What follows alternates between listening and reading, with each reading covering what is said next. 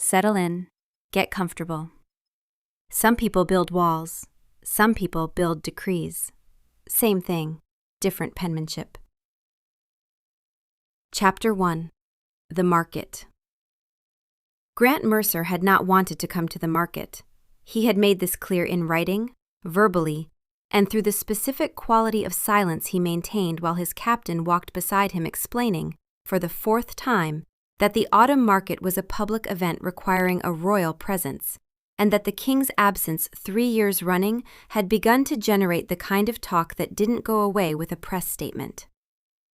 "You could wave," his captain suggested, "just the once. People like waving."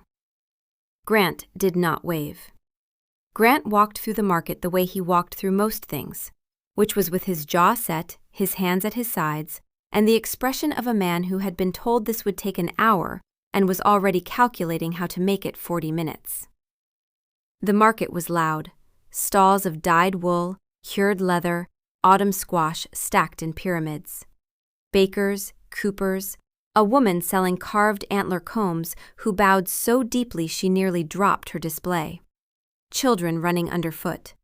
Pack members who recognized their king and either straightened or found somewhere else to look, depending on how recently they'd been in front of his council. "Dull," Slate observed. Grant said nothing. Slate rarely required a response. Slate rarely required anything. In 28 years, Grant's wolf had maintained the disposition of someone reclining in a chair that didn't exist, watching the world go by with the unhurried satisfaction of a creature who had never once been surprised by anything and intended to keep the street going. "Squash," Slate said. "Antler combs." A man selling cheese from a cart. Riveting. They were halfway through the eastern row when it hit him. Not a sound, not a sight, a scent. It arrived without warning, cutting through the smoke and leather and roasting chestnuts and autumn cold like a blade through paper, and it was honey. Wild honey, the dark kind, mountain wildflower, but underneath the honey was something else, something green and sharp. Wild thyme, and underneath the thyme was something he had no name for, something warm and specific and alive, and it landed in the center of his chest like a fist. He stopped walking. His captain took 2 more steps before noticing. "Your Majesty?" Grant couldn't answer. The scent was everywhere. It had direction. It had weight. It was pulling him southeast toward a stall with a canvas awning the color of raw linen and jars of honey catching the morning light and a woman. "Oh," Slate said. Not dull, not sarcastic, not the habitual deadpan of a wolf who treated the world as a mildly entertaining performance staged for his benefit. Just, oh. Small and certain and absolutely, irreversibly interested. She was mid-argument. That was the first thing he registered about her. The fact that she was arguing with a customer about honey.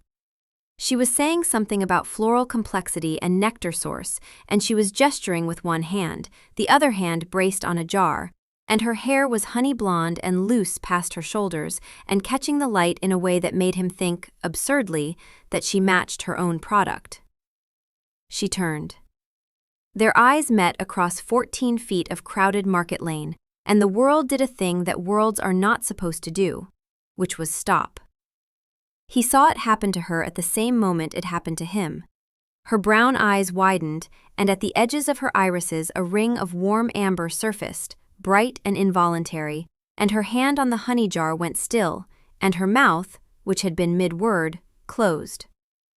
She was looking at him the way you look at something that has just rearranged every piece of furniture in a room you thought you knew.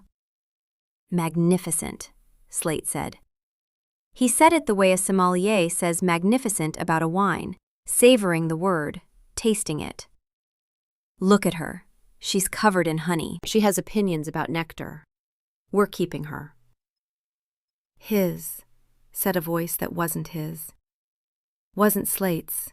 It was hers, her wolf, a low, warm word that carried across the bond space between them like a stone dropped into still water. He shouldn't have been able to hear it. He heard it anyway. Grant's jaw clenched. The muscle at the hinge stood out under his skin. His hands, which had been loose at his sides, curled inward, and his eyes, he knew, had just flashed gold, because she was staring at his eyes with an expression that was half recognition and half alarm. The customer she'd been arguing with said something. She didn't hear it. Neither did Grant. His captain said his name. He didn't hear that either. 14 feet of crowded market, her scent everywhere, the amber in her eyes, the gold in his. 2 wolves who had just found each other across a market lane full of squash and antler combs and a man selling cheese from a cart, and neither wolf was asking permission. Grant turned and walked away. He moved too fast. His shoulder caught the edge of her stall display. 3 jars of mountain wildflower honey hit the cobblestones and shattered, and honey spread across the stone in a slow gold pool, and some of it got on his tunic, and he didn't stop. He walked away through the market with his jaw locked and his hands in fists and honey on his chest, and Slate saying, "That was elegant. The way we destroyed her merchandise? Inspired. Very regal. She'll remember us fondly." Behind him, her voice, clear and furious and carrying, "You're paying for that!" He didn't turn. The decree was written within the hour. He sat in his study with honey drying on his tunic and the scent of wild thyme still in his lungs, and wrote, in the controlled, formal hand he used for matters of state, "By order of the Alpha King, the market vendor currently operating in stall 14 of the autumn quarter is hereby reassigned to stall 41 in the Eastern Commons, effective at the next morning's opening. This reassignment is undertaken for purposes of logistical optimization and does not reflect upon the quality of the vendor's product." He read it back. He added a footnote. "The reassignment is permanent and non-negotiable." Logistical optimization, Slate repeated. "We've been hit by a scent bond that has rearranged the molecular structure of our entire nervous system, and we are calling it logistical optimization. I am genuinely in awe of your capacity for self-deception." "It's not self-deception, it's governance. It's cowardice dressed in good penmanship. She smells like honey and you are relocating her because you are afraid of honey.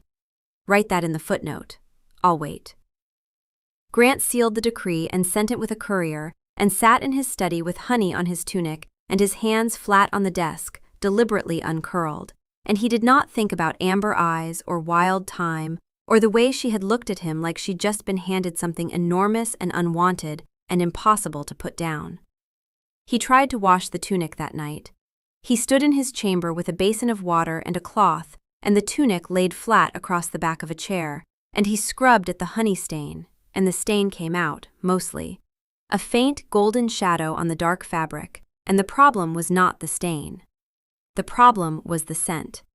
The honey was gone, but the thyme was still there, embedded in the weave, and underneath the thyme was the warm, unnamed thing, and scrubbing made it worse, not better. The water activated it. The whole chamber smelled like her. He put the tunic back on. "Outstanding decision," Slate said. "We have just washed our tunic in her scent. We are now wearing her. This is going better than I could have imagined, and I have been imagining quite a lot. I'm wearing a tunic, my tunic. Her tunic now. She marked it with honey. That's a claiming mechanism, very traditional, very romantic. I think we should send flowers." "We are not sending flowers." "You're right, honey. We should send honey." "Wait, she sells honey. We can't send honey to a woman who sells honey." "This is a logistical problem. I need to think about this. Give me an hour." Grant went to bed with the tunic draped over the chair beside the window, where the night air should have diluted the scent. And it did not dilute the scent. And he lay in the dark and stared at the ceiling, and Slate hummed, contentedly in the back of his mind, like a wolf who had found a warm spot by the fire and had no intention of moving. Ever. Chapter 2. The Bill. She arrived at the palace gates the next morning at 7:15 with a piece of paper and an attitude. The gate guards were not prepared for this. In the entire recorded history of the 9 Reaches, no market vendor had ever shown up at the palace with what appeared to be a formal invoice and demanded to speak with the king. "He broke 3 jars of my honey," she said. "And he relocated my stall without cause. I have a bill." The bill was extraordinary. Grant read it 40 minutes later, after his steward had failed twice to resolve the situation, and reported back with the haunted expression of a man who had just lost an argument to a woman half his age about the jurisdictional limits of palace stewards regarding honey-related debts. Invoice. Filed by Della Corwin, licensed vendor, Autumn Market. 3 jars Mountain Wildflower Honey, Premium Autumn Harvest, at market rate, 4 silver crowns, 6 coppers. 1 display rack, damaged in the collision, left side strut cracked. 2 silver crowns. Cleanup fee, cobblestone honey removal, performed by vendor at personal expense. 1 silver crown. Emotional distress surcharge, nominal, 2 coppers. Total due, 7 silver crowns, 8 coppers. Payment terms, immediate. Accepted in coin, written apology, or restoration of original market stall assignment. The vendor notes that the reassignment to stall 41 in the Eastern Commons places her between a tanner and a man who sells unidentifiable root vegetables, and that the foot traffic in this location is approximately 17% of her original position, and that this constitutes measurable harm to her livelihood, and that the vendor does not accept logistical optimization as a credible justification. Grant stared at the invoice. He stared at the footnote. He stared at the words emotional distress surcharge, nominal. "She itemized us," Slate said. "Not offended, delighted. She put a price on our destruction, and it includes a surcharge for feelings.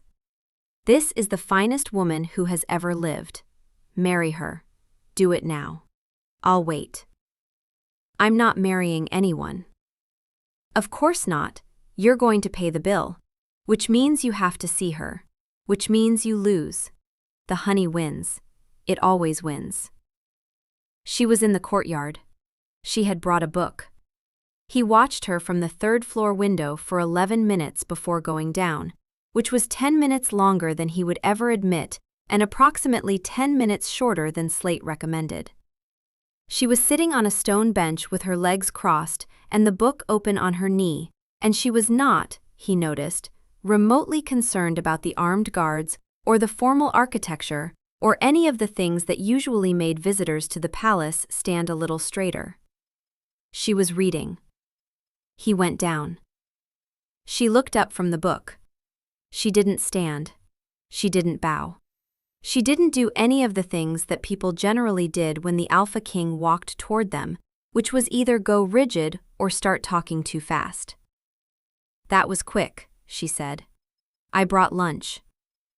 Up close, the scent was worse. Better. Unbearable. Honey and wild thyme, and underneath it that warm thing he couldn't name, and it was in his lungs and his blood, and somewhere behind his ribs where Slate was savoring it the way Slate savored everything, slowly, with the unhurried pleasure of a wolf who had never once been in a rush and saw no reason to start. Her eyes were brown, warm, clear, the color of dark honey held up to light. The amber was there at the edges, faint, her wolf just barely visible. She was looking at him with an expression that was half professional annoyance and half something else, something she was holding very carefully behind the annoyance. He reached for the invoice. She held it out. Their fingers touched. It was brief, less than a second. His index finger across the back of her knuckles as she released the paper. But something happened in that contact, something that felt like a circuit completing, and her breath caught. Not dramatically, just a small intake. And his jaw clenched, and the amber in her eyes brightened for a half second, and Slate said, "There, that, more of that, All the time, forever.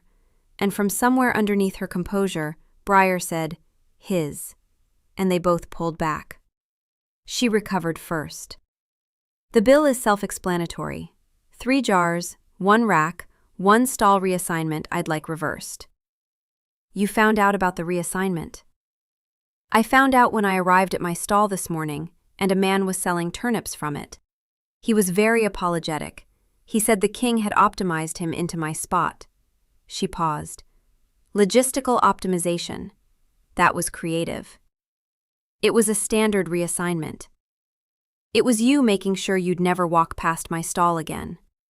She said it flatly, without drama, the way you state a fact. The sky is blue, water is wet. You are afraid of me, and you moved my livelihood rather than deal with it. I'd like it reversed. He should have said no. He should have paid the 7 crowns and 8 coppers and sent her home. But she was looking at him with those brown eyes that had amber at the edges, and she was holding a book in one hand and his attention in the other. And Slate was making a low, continuous sound in the back of his consciousness that wasn't words, just warmth, and Grant heard himself say, "I'll restore the stall." And the apology? The invoice said payment could be in coin or apology, not both. I've revised the terms. It's both. Something happened at the corner of his mouth. Not a smile. Grant did not do smiles casually. But the structural predecessor of a smile, the shift in the architecture of his face that indicated a smile had been considered, reviewed, and filed for later processing. "You're staying for dinner," his steward said from the doorway, apparently having made this decision on behalf of the crown. "Palace hospitality. You've been waiting since 7. She stayed for dinner.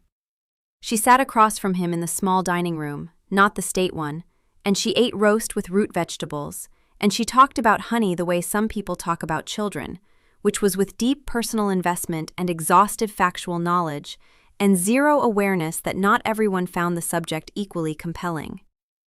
"The problem with clover honey," she said, pointing at him with her fork, which was not how one generally addressed an alpha king, "is that people think it's simple. It's not simple. It's subtle. There's a difference. Wildflower hits you in the front of the mouth. Clover hits you in the back. Different architecture entirely." "Architecture," he repeated, "of flavor. Pay attention. I'm educating you. I'm the king. And I'm the woman whose honey you broke. Eat your vegetables." He ate his vegetables. She talked about the autumn harvest and the difference between mountain wildflower and valley clover, and the particular golden hour when the bees did something she called the evening dance, which apparently involved the entire hive performing a synchronized navigational display that communicated the location of the best late-season nectar sources. And her whole face changed when she talked about it. Went open and warm and specific. The face of someone describing a thing they loved so much they forgot to be strategic about showing it. "She's educating us about bees," Slate observed. "She has told us to eat our vegetables. She is treating the alpha king of the 9 reaches like a moderately promising student who needs supervision. This is the most attractive thing anyone has ever done." Grant sat across from her and ate his dinner and said almost nothing, and watched her with the fixed, unblinking attention of a man who was in much more trouble than he had anticipated. At one point, she reached across the table and moved his water glass so she could demonstrate the hexagonal structure of a honeycomb using the dinner rolls. And her wrist passed within 6 inches of his face, and the scent of thyme and warm honey hit him like a door opening, and his jaw clenched, and his eyes flashed gold for a full second, and she saw it, paused mid-demonstration, and said, "Your eyes just did it again." "Did what?" "The gold thing." "There's no gold thing." "There is absolutely a gold thing. It happened at the market. It happened when I handed you the bill. It's happening right now." She was looking directly into his eyes with the clinical interest of a woman who studied small living things for a profession and had just found a new one. Is that a wolf thing? It's a reflection from the candles. The candles are behind you. Tell her the truth, Slate said. Tell her the truth and then ask her about the honeycomb again, because I was genuinely learning things and I would like her to continue. It's a wolf thing, Grant said. Does it happen with everyone? No. She held his gaze for a moment. Then she picked up the dinner roll and went back to explaining honeycomb geometry, as if she had not just asked the most dangerous question possible and received the most dangerous answer possible, and filed both away somewhere behind her calm brown eyes for later examination. She noticed. She noticed because she noticed everything, apparently. You're doing the thing, she said. What thing? The thing where you watch someone like you're memorizing them for later. Your eyes do a thing. She gestured vaguely at his face. They get very still. My eyes are always still. No, they're usually moving, tracking things. The way someone does when they're always assessing the room. She took a bite of bread. When you watch me, they stop. It's different. She clocked us, Slate said. She identified our predator focus. She is not even slightly intimidated by it. I am so in love with her that I may need to lie down. Grant ate his bread and said nothing. She left at 9. She left the jar of honey on his desk. He noticed it 20 minutes later, sitting exactly where his seal and ink usually sat, a single jar of mountain wildflower, with a cork stopper and a small tag that read, "Complimentary. Payment for services rendered today. Mine, not yours." He put the jar on the shelf. He moved it to the desk. He put it in a drawer. He took it out of the drawer. He opened it. The scent hit him again, that specific golden sweetness with thyme underneath. And underneath the thyme, the warm, unnamed thing that was just her. He closed the jar. He left it on the desk. She left it on purpose, Slate said. She is strategic and magnificent, and she left us a jar of herself.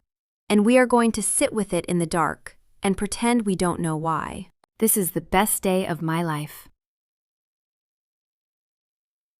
Chapter 3. The Jar. The jar stayed on his desk for 3 days. He didn't open it again. He also didn't move it, or put it away, or give it to the kitchen, or do any of the rational things a man does with a jar of honey left by a woman he is trying not to think about. It just sat there, between his inkwell and the border correspondence, and every time he reached for a pen, he smelled it. And every time he smelled it, Slate said something devastating. And every time Slate said something devastating, Grant's jaw did the thing. And the cycle continued. He restored her stall. He wrote the order himself, in the same controlled hand, and did not add a footnote. The next morning he walked past the market on his way to the council wing, which was not on his way to the council wing, and he saw her setting up her display, jars of honey catching the early light, and she looked up and saw him and raised one hand. Not a wave, just a raised palm. I see you. He kept walking. His pulse didn't. The second time was accidental. The crowd at the market's northern gate pressed inward, and he was there, and she was there, and the crowd pushed her sideways, and he put his hand on the small of her back to steady her without thinking. His palm against the linen of her blouse, the warmth of her through the fabric, and she went still under his hand, and he went still behind her, and for 3 seconds they stood like that in the crowd, with his hand on her back and her scent everywhere, and neither of them breathing. She stepped forward. His hand dropped. They didn't mention it. The third time, She was explaining the difference between spring blossom and late summer goldenrod to a customer, and he was standing 2 stalls away pretending to examine leather goods, and she caught him listening and walked over and put one hand on his forearm. "You're eavesdropping on my sales pitch." "I'm buying leather." "You've been holding the same belt for 6 minutes. You don't want the belt." "I might want the belt." "It's a woman's belt. It wouldn't fit your wrist." He looked down. She was right. It was a woman's belt. He put it back. "Come try the goldenrod," she said, and pulled him by the sleeve to her stall. And he went. And Slate made a sound that was approximately the wolf equivalent of a man settling into a very comfortable chair with a glass of something expensive and the satisfied knowledge that everything was proceeding exactly as planned. She gave him a taste. Goldenrod honey on a small wooden spoon. He took it, and the honey was sweet and grassy and bright, and her fingers were sticky, and she had a smudge of wax on her jaw, and he realized he was cataloging her. The way she tucked her hair behind her ear before she spoke, the way she wiped her hands on her apron without noticing, the way her brown eyes got brighter when she talked about her bees, not just interested, but lit. The face of a person in the presence of the thing they were put on earth to do. "You love this," he said.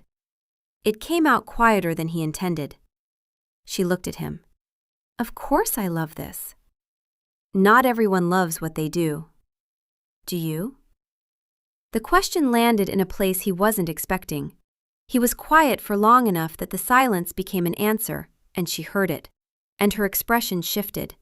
Not to pity, just to attention, the precise quality of attention you give someone when they've accidentally told you something true. She reached out and touched the collar of his tunic. The same tunic. He had never washed it. He knew she knew, because she pressed her thumb against the fabric where the honey stain was, faded now, but there, and looked up at him from 8 inches away. "You still smell like my stall," she said. "I've been meaning to wash it." "You haven't." Her thumb was still on his collar. She was looking at the stain, and she was looking at him, and the distance between the two activities was collapsing. "You're wearing my honey to council meetings." "I'm wearing a tunic to council meetings. The honey is incidental." "The honey is 3 weeks old. You have other tunics." He had no answer for this. She was right. He had 17 tunics. He was wearing this one. She knew it. He knew she knew it. Briar knew it. Slate knew it. The entire court probably knew it by now. Her thumb moved. Not a stroke, just a shift. A small adjustment of pressure on the fabric at his collar, and the pad of her thumb grazed the skin underneath, the bare skin at the base of his throat, and everything in him went very quiet and very loud at the same time. His eyes flashed gold. She saw it. She was 8 inches from his face, and the amber was in her eyes too. Her wolf right at the surface, and her lips parted, not to speak, just to breathe. And the air between them was warm and smelled like honey and thyme and cedar, and the thing that happened when you put 2 scents together that were meant to be together. And Slate was saying, this right here, this exact distance, closer, stay, do not move, do not breathe, do not ruin this with governance. And Briar was saying, his, still his, always his. And the space between them was charged with something that had been building for days and showed no signs of stopping. She tilted her chin up, a fraction of an inch. He leaned forward, a fraction of an inch. Footsteps on the cobblestones. A merchant 2 stalls down calling out prices for leather gloves, entirely unaware that he was interrupting something. The moment broke like glass. She pulled her hand back from his collar. He stepped back, half a step. The distance felt enormous. "Come to the market tomorrow," she said. Not an invitation, a statement of fact about his future. He came to the market tomorrow. He came every day that week. On Tuesday, She taught him how to tell the quality of honey by holding a jar up to the light. See the way it moves? That's viscosity. Good mountain honey is slow, like it has somewhere to be but it's not in a rush. She held a jar between them, angled toward the afternoon sun, and the light came through the honey and turned it into liquid amber and hit both their faces, and he forgot what he was supposed to be looking at. On Wednesday, she tripped on a cobblestone. She was cobblestone specific in her clumsiness, she'd told him, had been since she was a child. It was the uneven ones, the ones with the lip. And her foot caught the edge, and she pitched sideways, and he caught her. Both hands, one on her arm, one on her waist. Her body against his for 2 full seconds before she righted herself, and in those 2 seconds, every nerve in his body rearranged itself around the contact. And Slate said, "Don't let go. Don't let go. Don't let go." And he let go. And Slate said, "I am never forgiving you for that." She straightened her vest, tucked her hair back, pretended to examine the offending cobblestone. And then, so quietly he almost missed it, a sound came from her chest. Low, involuntary. Not quite a growl, not quite a hum, just the vibration of something underneath her composure that wasn't entirely human. She didn't notice she'd made it. He noticed. He noticed the way you notice a thing that rewrites the rules of what you're dealing with. "She just growled at us," Slate said, savoring the word. "She doesn't know she did it. She growled, and she doesn't know. This is the finest moment of my entire existence. I want to frame it." On Thursday, she told him about her mother. The hives in the valley below the East Ridge. 12 colonies inherited, grown to 30. The bees knew her by scent, and she knew them by sound, and the whole thing was a conversation that never stopped. She said it simply, the way people talk about things that are load-bearing. And he understood that the honey wasn't a business, it was a lineage. He told her about the council in return. The way decisions moved through the kingdom like water through stone, slow and invisible until it carved a new shape. He told her about the weight of it, the way responsibility sat on you like weather, something you adjusted to until you forgot it wasn't normal. He did not tell her about his father. He did not tell her about the East Wing. She noticed. She noticed the way she noticed everything, which was with a stillness that preceded questions. "There's a wing of the palace that's always locked," she said one evening. They were in the corridor between the market gate and the inner yard, the long stone hall with high windows where the late light came in gold. His jaw clenched, the muscle at the hinge. She clocked it. She always clocked it.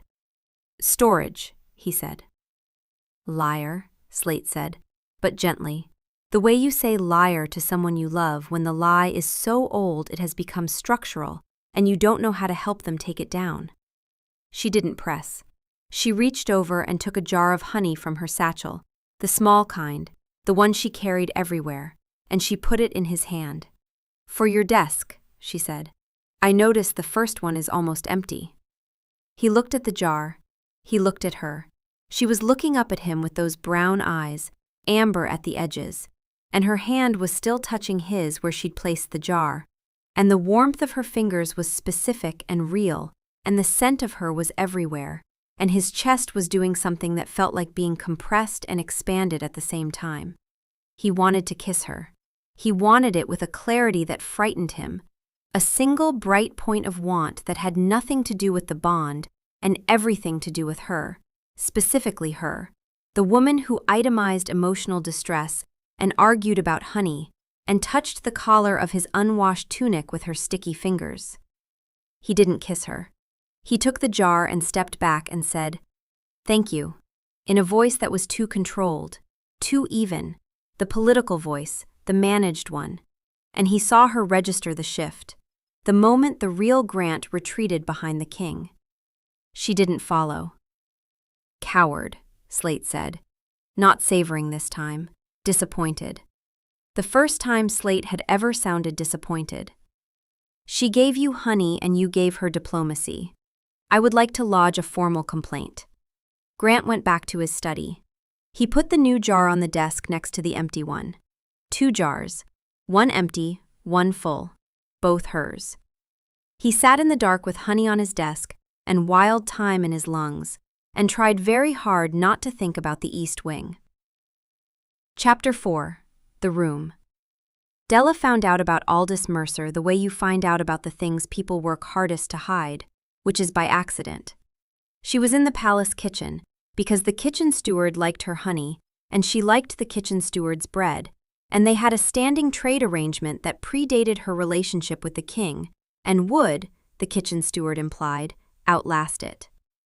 The kitchen steward was a practical woman named Greer, who had worked in the palace for 26 years and had opinions about everything, including the locked East Wing. His parents' rooms, Greer said, slicing bread without looking up. Nobody goes in. His Majesty has the only key. What happened? Greer sliced another piece, buttered it, set it on the plate with the precision of a woman who had spent 26 years deciding how much to say about her king and had the margins down to an art. His mother died when he was 13. Fever. His father, King Aldous, he was. She paused, chose the word carefully. Devoted. Careful, Briar said. The same way Briar said everything. Not a warning, an observation. Briar had been patient for a week. Briar had been saying his with the steady, unimpressed rhythm of a heartbeat, and waiting, and watching Della not do anything about it, and the disappointment was so total and so calm that it had become a kind of weather. Devoted how? Della said. Greer set the knife down. The way some wolves are, when the bond goes deep and the person inside it can't hold the edges of themselves. He couldn't function when she wasn't near. He wrote orders restricting her movements, for her safety, he said. She wasn't allowed to ride, wasn't allowed in certain wings after dark. He had guards posted outside her rooms. She wiped the knife. He loved her. Nobody questioned that. But the love ate everything else. And when she died, there was nothing left. He abdicated. He left, just left. His Majesty was 17, took the crown the same month. Della was quiet for a long time. She thought about the decree, the stall reassignment. Logistical optimization. A woman's livelihood rearranged by royal order because a man was afraid of what he felt when he walked past her. She thought about the belt. 6 minutes holding a woman's belt at a leather stall because he needed a reason to be near her and couldn't admit it. She thought about the jar on his desk, the first one, the one she'd left on purpose, and the way he'd kept it instead of throwing it away or giving it to the kitchen or doing anything rational, because keeping it was the only honest thing he'd done since the market. She thought about his hands, the way they curled inward when something was too much, the way he uncurled them deliberately, one finger at a time, as if he'd taught himself the motion, as if making fists was the default and open hands were the thing that required effort. She thought about King Aldous, writing decrees about his wife's movements. She thought about King Grant, writing a decree about a vendor's stall assignment. You see it, Briar said, not gently, not cruelly, just honestly, the way Briar delivered every truth, which was like setting a plate on a table. Here, eat. He's doing the same thing, Della said. Not the same way, but the same thing. Yes. He doesn't see it. No. Someone has to tell him. Yes. Briar said nothing else. She didn't need to. The truth was on the table, and Della was going to pick it up and carry it across the palace and set it in front of a man who had been running from it for 15 years. And Briar was going to watch. And Briar was not going to be surprised by any of it, because Briar had been waiting for this with the patient, unimpressed certainty of a wolf who had known since the market exactly how this was going to go. She found him in his study. The fire was burning. He was at his desk with correspondence and the 2 jars of honey, and his hands were flat on the wood, deliberately open. And when she came in, he looked up and something in his face shifted, the way it always shifted when she entered a room. a brief, uncontrolled softening that he spent the next 3 seconds trying to take back. "Your father," she said. He went still. Not the normal stillness, not the king stillness that she had learned was a kind of performance, the way he held a room by being the most controlled thing in it. This was different. This was the stillness of an animal that has heard something in the underbrush and is deciding whether to run.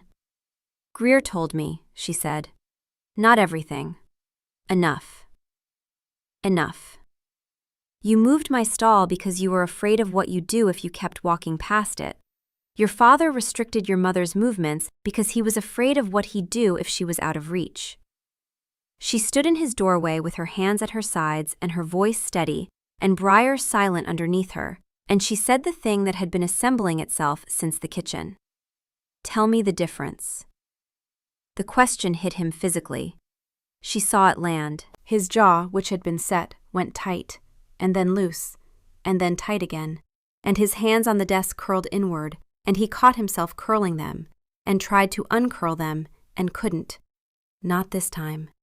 And he looked at her with eyes that were shifting between pale blue-gray and gold, like a signal fire that couldn't decide whether to light. Slate went quiet.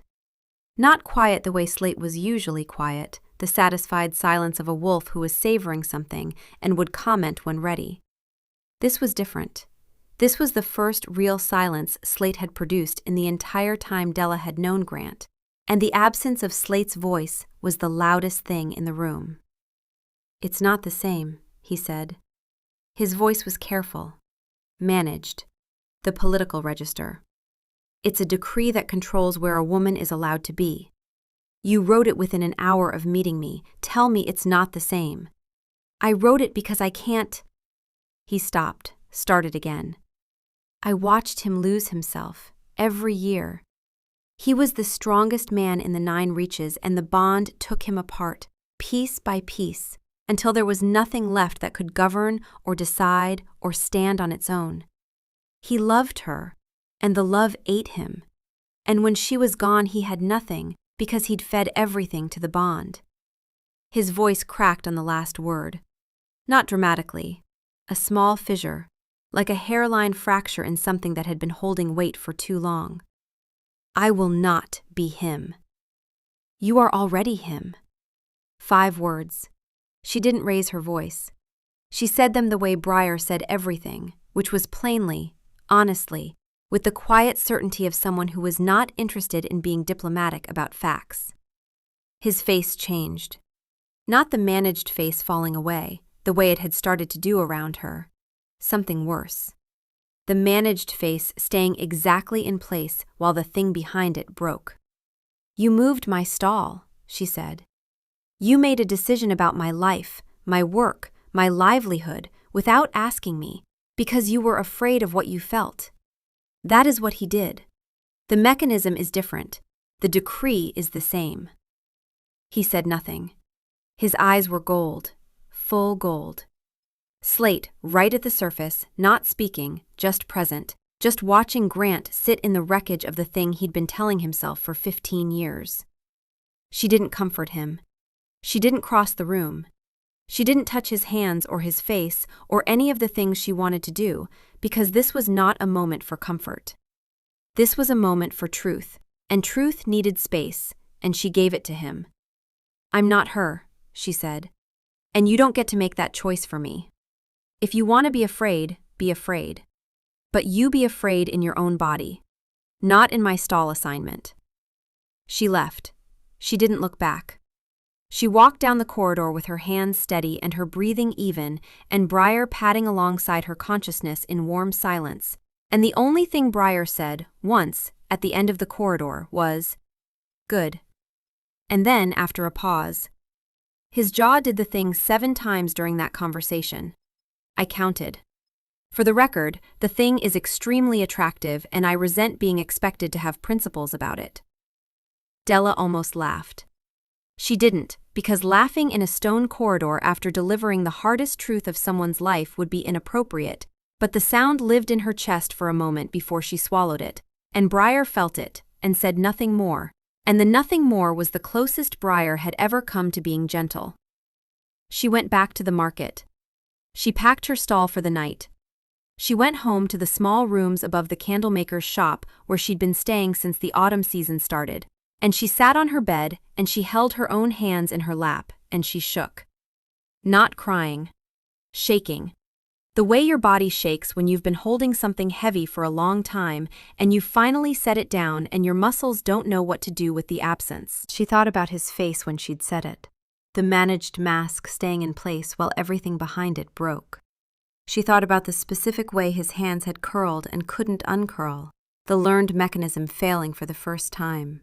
And she thought about what it meant that a man had taught himself to open his own fists, one finger at a time, because nobody had taught him that the fists were the problem. "You did the right thing," Briar said. "I know. It doesn't feel like the right thing." "No. It will, tomorrow, or the day after. The right thing never feels right the same day you do it. That's how you know it was the right thing and not the easy thing." Della lay down. She stared at the ceiling. She smelled cedar smoke and cold stone on her own skin from standing in his study, and underneath it, the warm thing, the unnamed thing that was just him, that she'd been carrying since the market, that Briar had been naming for her over and over with one patient, unimpressed word. "His," Briar said, quiet, steady, the same word, but tonight it sounded less like a claim and more like a prayer. Della closed her eyes and did not sleep for a long time. Chapter 5. The Stall. He sat in the study for a long time after she left. The fire burned. The correspondence sat unread. The 2 jars of honey sat on his desk, one empty and one full, and the scent of her was everywhere, in the honey and in the chair where she'd sat 2 evenings ago, and in the tunic he was still wearing. The one with the stain, the one he hadn't washed, because washing it would mean losing the last physical evidence that she'd been close. "She's right," Slate said, eventually, after the longest silence of their shared life. "You know she's right." "I know. The decree, the stall, the walking away, all of it. She's right about all of it." "I know. Your father loved your mother. That wasn't the problem. The problem was that he couldn't let love make him bigger. It only made him smaller. He held tighter instead of holding open." Slate paused. "You have been holding tight since the market, since before the market, since you were 17. Grant looked at his hands. They were fists on the desk. He uncurled them, slowly, one finger at a time, the way he always did. Then he stood up, went to the corridor, took the iron key from the hook behind the staircase post, and walked to the east wing. The door hadn't been opened in years. The lock resisted, then gave. The hallway smelled like dust and old wood and the faint ghost of something floral that he couldn't identify, something his mother might have worn. He walked through it, past the sitting room with its sheet-covered chairs, past the window where she used to read in the afternoons, according to the household staff who still remembered and didn't talk about it. He found her writing desk, small, tucked by the window. On it, under a layer of dust, was a piece of paper. He picked it up. Her handwriting. Small, warm, slanted slightly left. "To the king and to the boy underneath the king. The thing that makes you afraid is the same thing that makes you strong. Don't lock the door against it. Leave it open. Let it change the shape of the room." He stared at the paper. He read it again. He turned it over. On the back, in a different ink, added later. "P.S. You will be better at this than your father. I already know." She had written it for him, not for Aldous. For the boy she knew would grow up and find this room frightening, and avoid it and lock it and lose the key and spend 15 years governing around the shape of an absence he was too afraid to enter. She had known. He stood in the east wing with his mother's handwriting in his hands and the dust in the air catching the morning light, and for the first time since the market, Slate didn't say anything, smug or strategic or devastating. Slate was quiet for a long moment. Then, "She left us a letter. Your mother. She left us a letter, and we have been standing on the other side of a locked door for 15 years because we were afraid of the furniture. A pause. I would like it noted that I suggested opening this door in year 3, and year 7, and year 12. I was overruled. I am keeping a tally. The tally is long. But underneath the commentary, underneath the familiar rhythm of slate being slate, his voice was different. Not smug, not savoring, just warm. The way a fire is warm when someone has finally let it in from behind the grate. Open, Slate said. Not a command, not a suggestion, just a word, offered simply, without performance, without savoring it, just the fact of it. Open. Grant opened his hands. He put the letter in his pocket. He left the east wing door open behind him. He went to the market at dawn, before the crowds, before the merchants, before anyone except the baker who set up at 5, and the old man who swept the cobblestones, and the birds that owned the square and didn't care who was king. Her stall was empty, canvas rolled, jars stored overnight in the locked cabinet behind the counter. He stood in front of stall 14 and waited. He had 2 things. One was a piece of parchment, formally sealed, formally worded, rescinding every order he had issued regarding stall 14, the Eastern Commons reassignment, and any future administrative action concerning the market vendor Della Corwin. The other was a jar of honey. The first one, the empty one, he'd washed it and brought it back because he didn't know how else to say what he needed to say, which was, I kept this. I kept the empty jar on my desk for a week because it smelled like you, and I couldn't throw it away, and I couldn't open the door, and I couldn't say the thing, so I kept the jar instead, the way a man who doesn't know how to love keeps the evidence of it in small, stupid, private ways. She arrived at 6:30. She was carrying a crate of new jars, autumn stock, and she almost dropped them when she saw him. He came to you, Breyer said, not disappointed, not impatient. For the first time, something in Breyer's voice that sounded like the beginning of warmth, the leading edge of a feeling that Breyer had been holding in reserve since the market. He came to you first. You didn't have to go find him. She set the crate down. She looked at him. He looked at her. The market was empty and the dawn was coming up behind the eastern rooflines, and the light was the color of her honey, gold and warm and specific. I brought your stall back, he said. He held out the parchment. She took it. She read it. She read the formal language and the rescission and the official seal and the footnote, which said, this document also rescinds the practice of making decisions about another person's life from behind a desk. The king will endeavor to make future decisions in the presence of the person they concern. She folded the parchment. She put it in her apron pocket. She didn't look at him. This is a start, she said. She picked up the crate and walked past him to the stall. She unlocked the cabinet.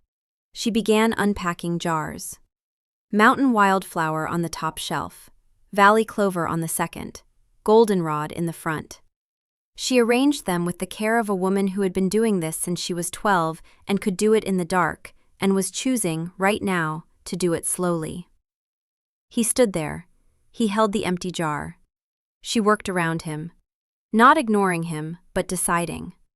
She set out the display rack. She hung the pricing card. She wiped the counter with a cloth. She did everything she would have done if he weren't standing in her stall at 6 a.m, holding an empty jar like a man who had brought a knife to a negotiation and only realized when he arrived that what was required was patience. She's making you wait, Slate observed. This is proportional. We destroyed her honey and relocated her livelihood and walked away from her in a crowded market. I accept the terms. You rescinded the stall relocation, she said finally, without looking up from the display. I rescinded everything. Everything.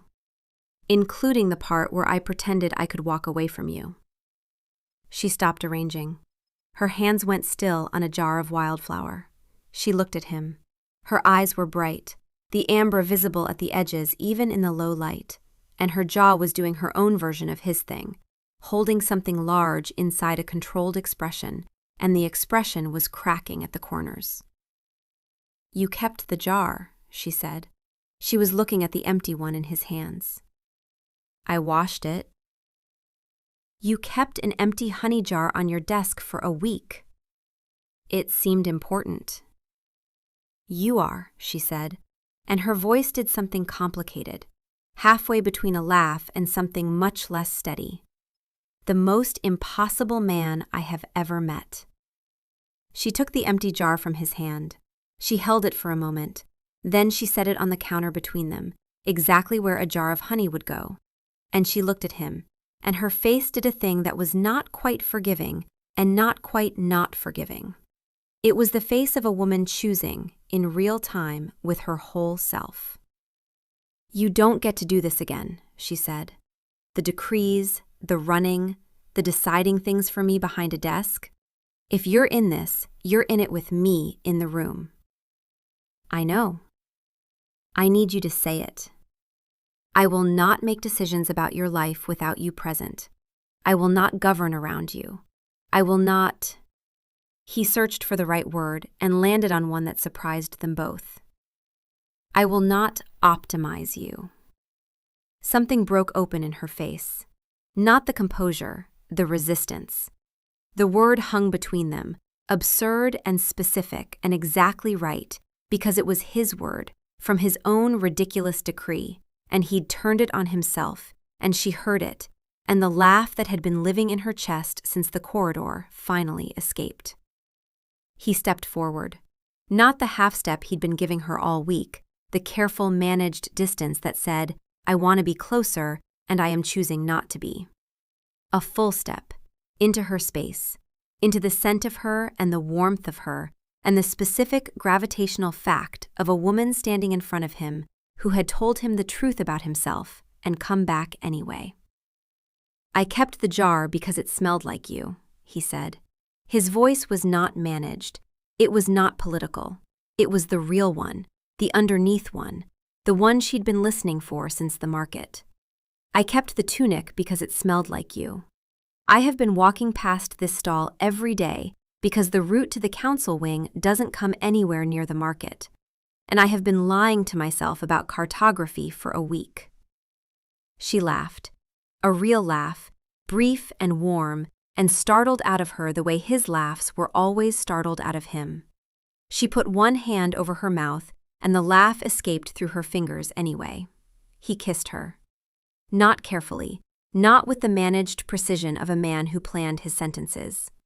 He kissed her the way you kiss someone, when you have been holding yourself shut for 15 years, and someone has finally said the thing that makes the door open, which is messy and real and slightly off-center, and his hands were in her hair, and her hands were gripping the front of his tunic, the one with the stain, the one that started everything, and the honey was between them, the empty jar and the full crate, and the scent of wild thyme and the dawn light turning the market gold.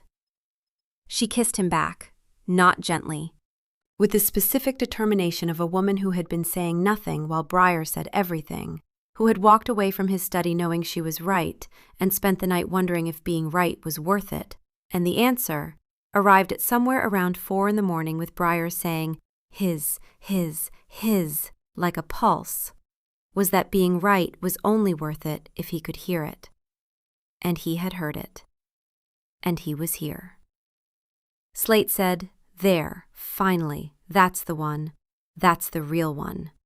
And his voice was not smug. For the first and only time, Slate's voice was not smug. It was warm, the way a fire is warm when you've come in from a very long time in the cold. Briar said, "His. Ours." And the second word was new, and the newness of it was everything. They closed the market stall at sunset. The day had been long.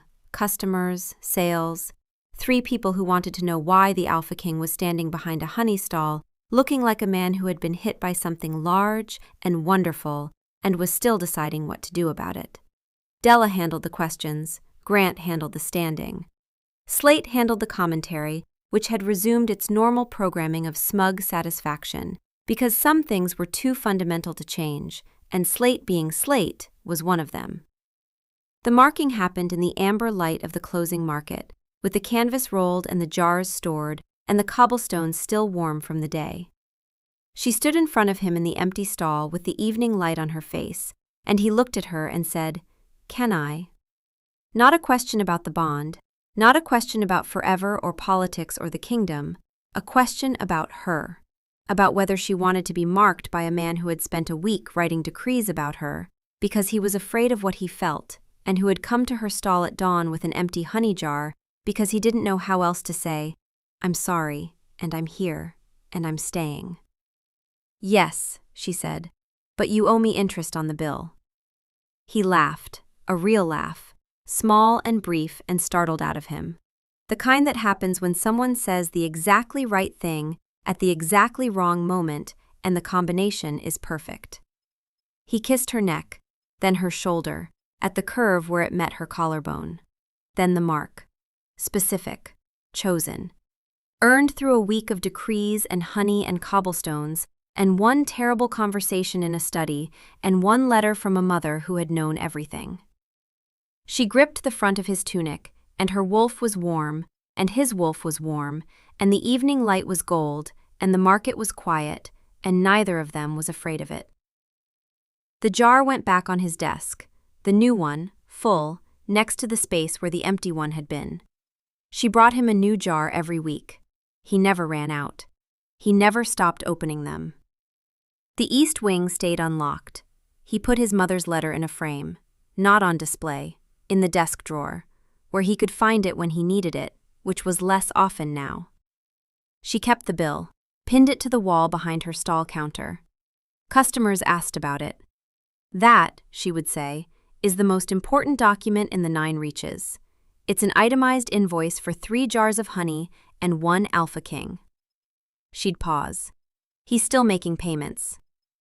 Slate, who had returned fully to form, observed everything with the unhurried satisfaction of a wolf who had always known exactly how this was going to end.